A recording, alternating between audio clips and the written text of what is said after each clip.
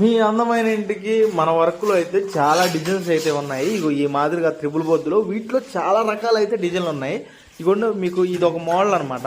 ఇగో చూడండి ఎక్కడ గ్యాప్ లేకుండా ఈ మాదిరిగా పర్ఫెక్ట్గా అయితే మనం సెట్ చేసాము. ఇది డైనింగ్లో వేసాము.